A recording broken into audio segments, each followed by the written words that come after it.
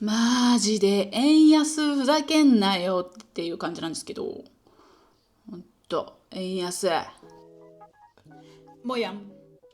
できてきワッフルのあみです。今日はですね、何を紹介したいかと言いますと、ルクセンブルクの食費、気になりませんか？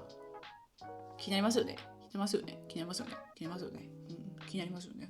1ヶ月じゃないんですけど、約2週間分の食生活、食費っていうところを計算したので、皆さんにご紹介したいと思います。それではレッツゴー。はい、やってまいりました。みんな大好きアルディです。こちらのスーパーは私たち行きつけのスーパーです。ロイヤルカスタマーみたいな。海外のスーパーって結構なんもないとこにあるんですよね。車必須ですが、私たちは徒歩で行きます。コイン入れてやっとカートが使えます。というのもですね、カートの放置やお持ち去りを防ぐためと人件費を減らすためのようです。さあ入店しましょう。開けごま。まずは生鮮食品からです。らしいものから馴染みのある果物がたくさんあります。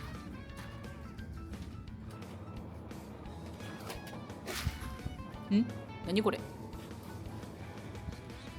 触るのやめてもろて。このスーパーもそうなんですけど、海外のスーパーは量り売りがだいぶ多いです。荷質が悪いのがあるのがビャンサラダ系コーナー。コンビニとかで売ってるようなサラダボックスみたいなのもあるんですけど、ちょっと値段が高いです。でその横がお肉系コーナー。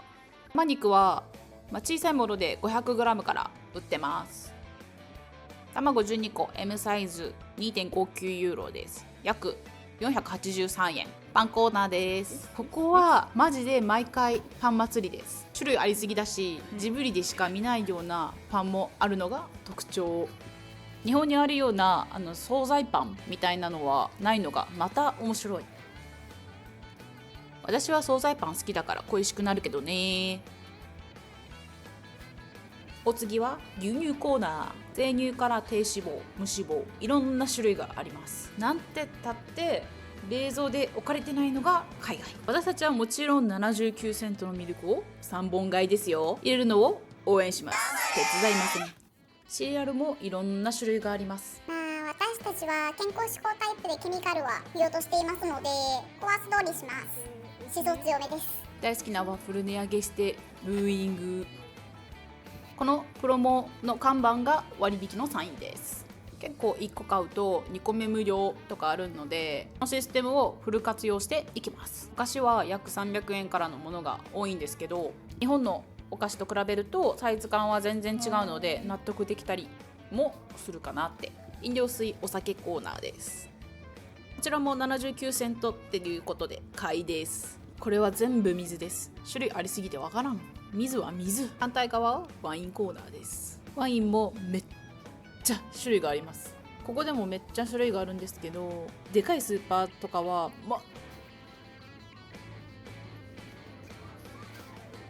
とあります。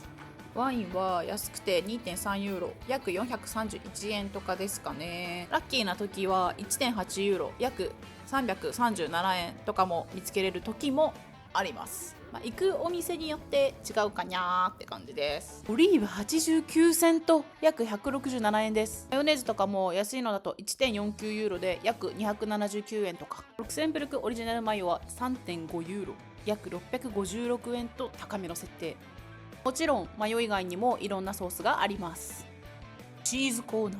チーズも種類がありすぎて迷います。この価格帯は 2.3 ユーロからとかなので約400円からみたいな感じです。このコーナーだけで1日折れるわ。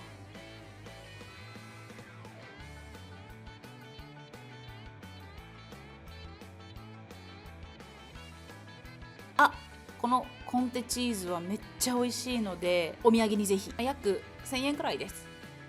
何？うわおまわりさん、この人変なんです。気を取り直してヨーグルト系です。ご飯食べた後にデザート食べる文化があるせいか、種類も豊富だし価格もそんなに悪くない。普段買ってるのが値上がりしてて驚きです。私の推しは 1kg のヨーグルト。冷凍食品はこちら。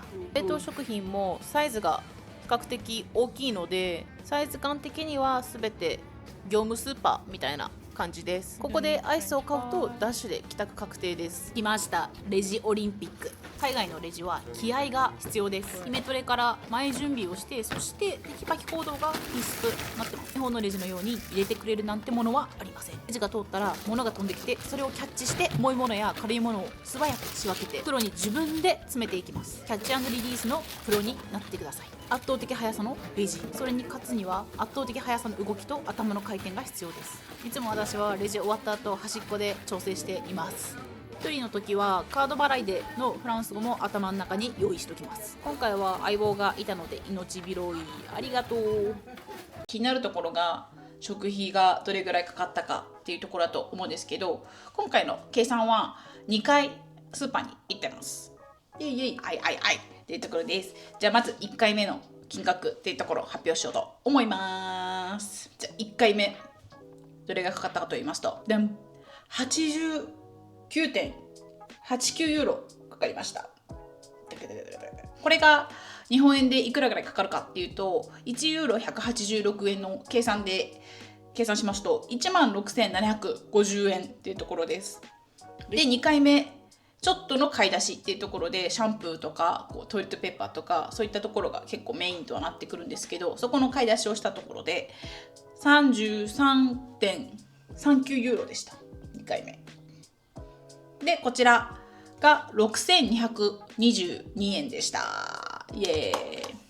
でこれを合計すると、だいたい約123ユーロぐらいになるんですけど、でこれをまた日本円に換算すると 22,972 円っていうところでした。スーパー見た感じ、日本より高いものもあったり安いものもあったりみたいな感じです。選ぶものにもよりかなっていうところです。で値段の割には結局高い、値段だけ見ると高いんですけど、こう大きかったりとかパウンドとか見るとめっちゃ高かったりとかするので、まあみたいな感じで、ね、私はもう最初は高いなと思ってたんですけど、今もたまに値段とか見ると高いなと思うんですけど、円に換算することをやめたっていうところがあるので、はい、もうユーロでお金を稼いでるみたいな感じでだましやってます。今回の生活費はいかがだったでしょうか。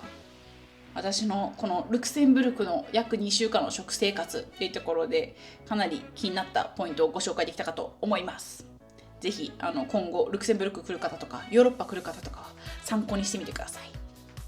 で今後はですね、何をやっていくかというと、次の動画で今まで紹介している結構CM とかに差し込んでると思うんですけど、このクラウドローンっていう CM、 車を買うならクラウドローンみたいなのがあると思うんですけど、このクラウドローンについてご紹介していこうと思います。ルクセンブルクの車事情と一緒にご紹介しようと思いますので、ステイチューンでお願いしますよ。